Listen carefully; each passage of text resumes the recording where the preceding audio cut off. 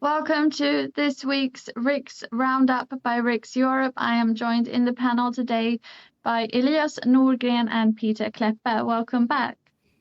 Thank you for having us. Thank you. Topics today, Trump inauguration.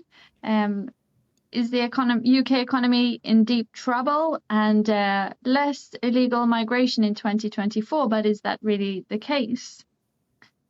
So I think we shall start with topic one, the Trump inauguration. This is taking place on Monday the 20th, so it's pretty soon. Peter, what can we expect? People will be looking at how many people show up, and I think no matter what happens, Trump will claim that it's the biggest turnout ever, and then his opponents will say, oh, that's not true, he's exaggerating like always, and they're gonna look at sort of these pictures from the air where they compare this inauguration with other inaugurations, and of course people will also look at what Trump will say. But I think it's not going to be too provocative. It's for him. It's an important celebratory moment. So I think he will. I think we will see the face of the sort of the more mild Donald Trump. Whereas in the last month we saw, I think, the more angry Donald Trump. He was proposing all kinds of things, buying Greenland, inviting Canada into the United States, taking back the Panama Canal. Of course, threatening all these jurisdictions that, according to him, are ripping off the United States when it comes to trade deals. He just proposed to replace or to introduce the external revenue service as opposed to the internal revenue service. So his idea is that the United States government should be paid not by Americans, but by foreigners importing into the United States. Of course, in practice, it's the Americans that will have to pay these tariffs. And moreover, we already have a customs office in the United States. So maybe he will rename that to the external revenue service. I think Trump has been sending a signal. Look, I'm here. There's going to be a lot of negotiations coming up, and in order to prepare for that, he has positioned himself with, let's say, rather extreme demands. And if Trump is Trump, as he is always, then I think we can expect that he will be more moderate, that he's willing to compromise. But of course, we'll have to see that.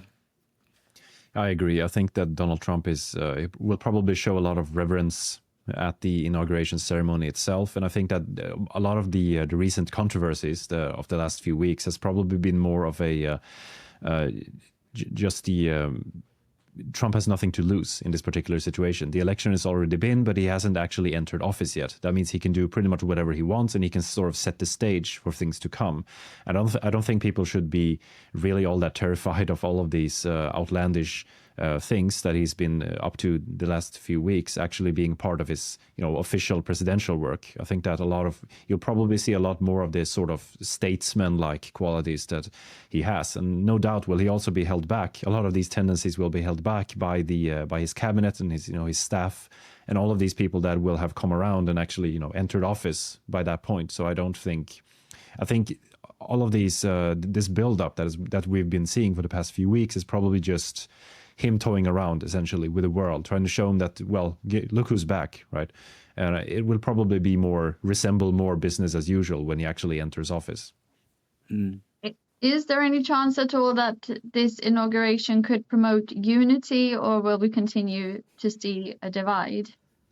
I think that all of these ceremonies are essentially always meant to promote unity, because that's why you have all of these former presidents attending. You have all of these people who are normally fierce political rivals. They're all united under the United States banner to welcome the new president, to inaugurate him.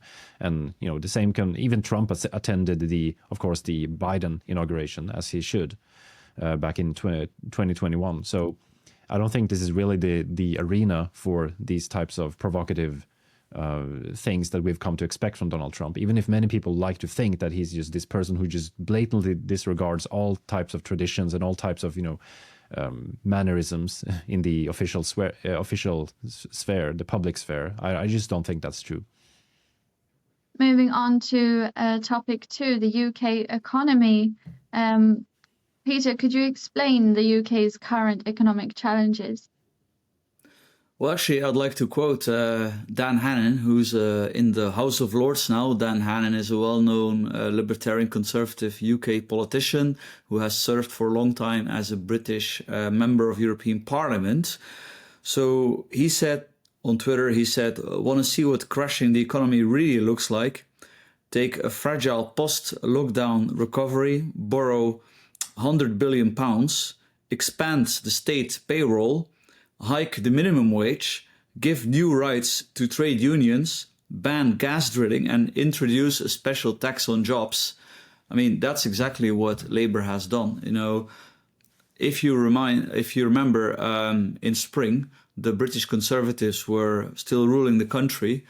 They were incredibly unpopular. I mean, almost never seen before, I think, or never seen before in their history. It's the oldest political party in the world, the Conservative Party.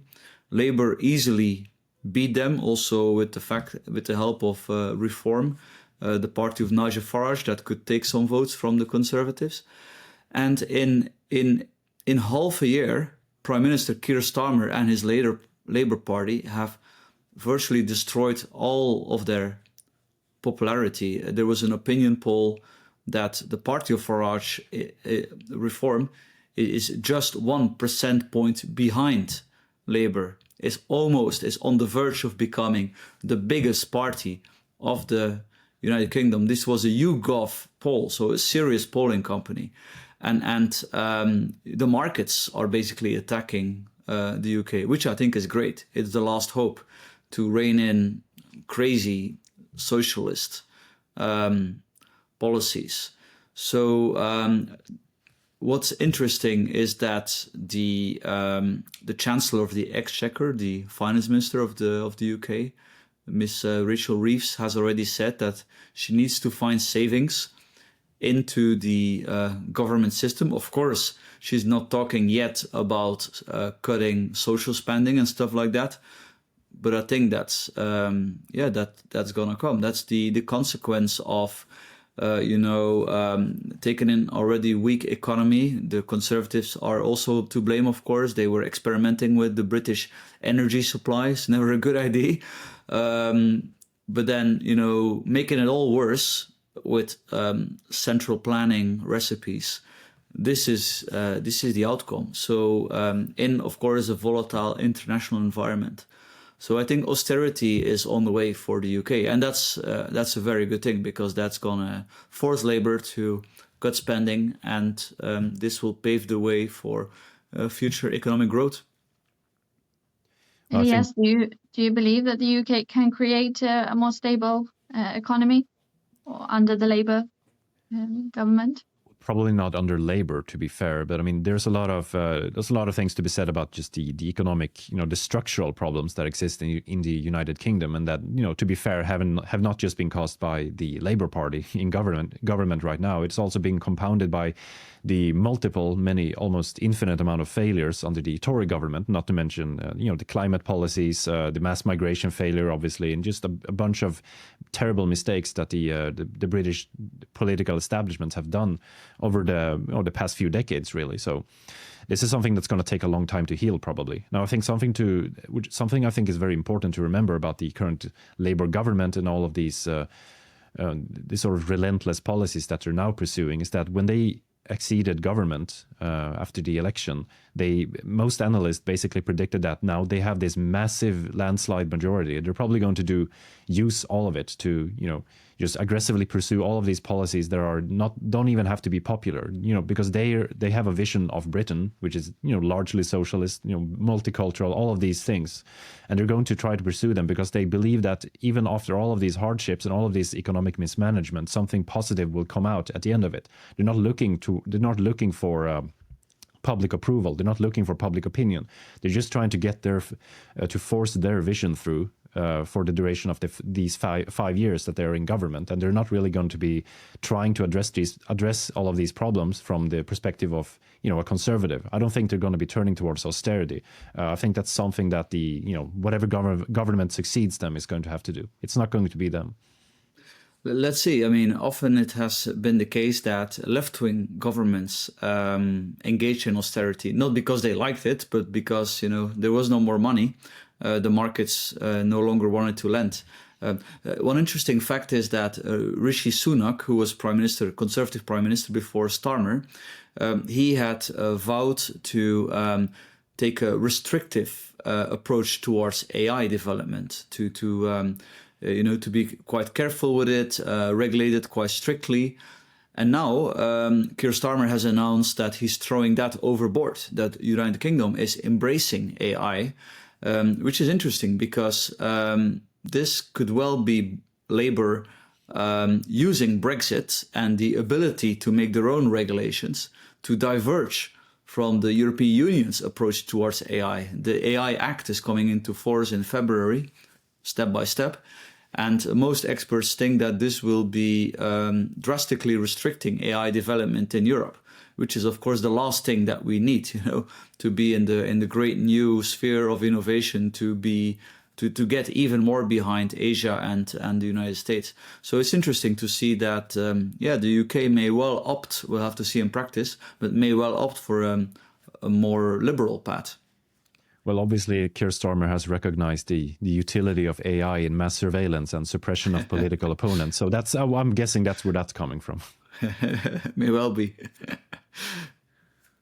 So moving on to topic 3, illegal or irregular migration.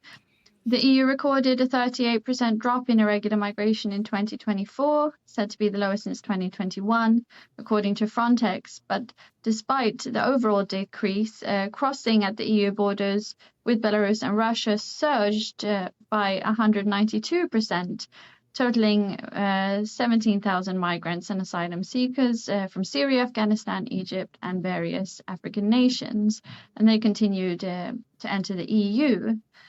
Peter, what are the factors that might explain this sharp increase? Well, overall, illegal migration into the EU is down. But like you say, we have this problem at the Russian border, Russia basically using illegal migration as a weapon. But also in Spain, we saw a big increase, particularly in the Canary Islands. Many people from Africa making it to these islands. And after that, they are being flown into mainland Spain. And of course, then they can go into the whole Schengen area without any passport checks. Well, now there's some temporary ones, but very, very limited. So yes, overall numbers are down, but still 240,000 illegal migrants entered the European Union, whereas in other countries like Australia, that number was more or less zero. So you would expect European politicians to look at Australia, which has already secured this for now 20 years, but still it remains a taboo. We have some outsourcing of migration experiments with Albania, but it's not exactly the same that what Australia has done. And if you want to copy the successful Australian model, you also need to be prepared to look at a number of changes to international treaties like the Geneva Convention. All of that remains a political taboo in Europe, despite the fact that we now have the AfD becoming very popular in Germany. They may well become the biggest party if you look at CDU as a party in itself. And still the alarm bells are not ringing. I think a large part of the problem there is that the debate about migration in the EU has been sort of hampered or dampened at least by the advent of the Migration Pact, that the European Commission managed to essentially sell all of Europe on that. The issue of migration is already solved. Look, we have this multilateral solution now across the EU that is going to enforce stricter, more clear rules on deportations, for example, on the redistribution of migrants and all of these things that that they think are solutions to the migration problem. And this causes all of these factors that actually cause people to keep welling into Europe. One of them, obviously, is the generous welfare in many of the European nations, Germany, the Nordic countries. Although Sweden, for example, is trying to is attempting to address these problems right now. We also have the government in Spain, for example, just last year, promising to issue about 900,000 or up to 1 million amnesties for illegal migrants. And these are political issues that the EU can't really address with its political instruments. Yet they're trying to sell us that the migration issue is solved, which it obviously isn't. And the EU needs to move on from the idea that it's not just illegal migration that is bad. It's the general phenomenon of migration being detrimental to Europe needs to actually enter the political mainstream in Europe. And that's something that we're still lacking today. And we're going to suffer a lot for it, because what we've seen now is, for example, solutions where they're going to they're going to convert illegal immigration to legal migration. This is something that we've heard from the last European Commission, for example. And I think this is it just illustrates the naivety, or that is very pervasive in the upper echelons of the European establishment. Yeah, you're quite right on the last point. It's I'm amazed how people say, "Oh yeah, of course it's because there's no possibility for these people to come legally, that they come illegally." Well, I mean, they don't have a right to come legally. You can perfectly come legally to the EU. We have certain channels. But of course, then you need to comply with certain criteria. So yeah, there's no appreciation for the fact that we have massive integration challenges already, and I think you're right that even if we can fix the illegal migration challenge, which Australia has done, so there's no reason why we would not be able to copy that. Right. Then people will rightly also look at legal migration. Now, I'm personally in favor of migration. I think it's very enriching, but it's also true that when you have certain numbers, it becomes really difficult to integrate these groups into societies, and it's better to be honest about that. And if that means that you would be perhaps too strict on legal migration than you would otherwise be, basically to repair for the mistakes of the past, then I think that's something that will need to happen then, yeah. Thank you, Peter Kleppe and Elias Norgren, for your insights. Thank you, Rebecca. Thank you. And thank you for watching Riks Europe.